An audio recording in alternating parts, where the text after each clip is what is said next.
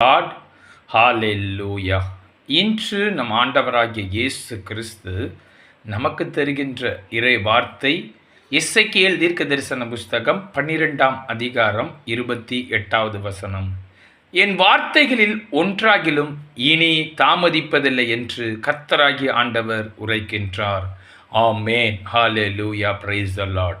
இந்த காணொலியை பார்த்து கொண்டிருக்கிற நீங்கள், ஆண்டவராகிய இயேசு கிறிஸ்து எனக்கு வாக்குத்தத்தம் கொடுத்தாரு, ஆனால் இது இன்னும் நிறைவேறவே இல்லை, அது நிறைவேறும் என்று எனக்கு நம்பிக்கை இருக்கின்றது, ஆனால் எப்போது நிறைவேறும் என்று தெரியவில்லை என்று ஒரு குழம்பிய நிலையில் இருக்கிறீர்களா சகோதரர்களே?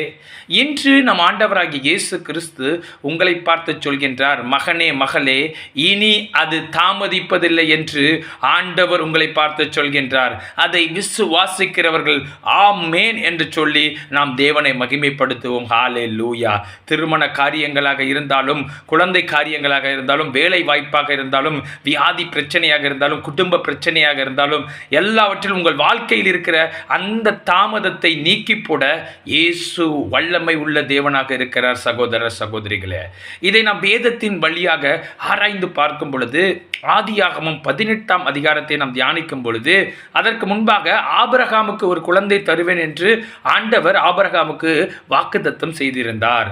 ஆதியாகமம் 18ஆம் அதிகாரத்தை நாம் பார்க்கும் பொழுது, அந்த குறிப்பிட்ட காலம் வந்த பொழுது தேவனாகிய கர்த்தர் ஆபிரகாமுக்கு தரிசனமானார்.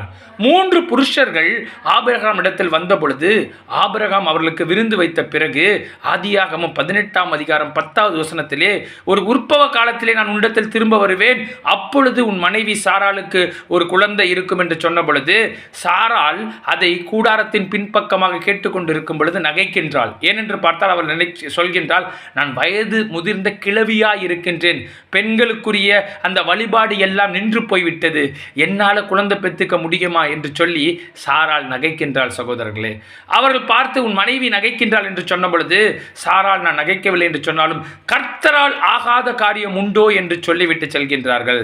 பிறகு சாராளுக்கு ஒரு குழந்தை பிறக்கின்றது. அதற்கு ஈசாக் என்று பெயரிடுகிறார்கள். ஈசாக் என்றால் நகைப்பு என்று அர்த்தம், சிரிப்பு என்று அர்த்தமாம். ஹalleluya. அப்ப நீங்க இங்க பார்க்கும் பொழுது கர்த்தர் சொன்னபடியே ஆபிரகாமுக்கு ஒரு குமாரனை கொடுத்து வாக்குத்தத்தத்தை நிறைவேற்றின நம் ஆண்டவராகிய இயேசு கிறிஸ்து நேற்றும் இன்றும் என்றும் மாறாதவராய் இருக்கின்றார். அதுபோல இன்று உங்களுடைய வாழ்க்கையிலும் அந்த வாக்குத்தத்தத்தை நிறைவேற்ற வல்லமை உள்ளவர். உங்களை வாக்குத்தத்தத்தை நிறைவேற்றுவதற்கான அந்த உற்பவ காலம் வந்துவிட்டது. சகோதர சகோதரிகளே, நாம் ஆண்டவரை நோக்கி ஜெபிப்போமா?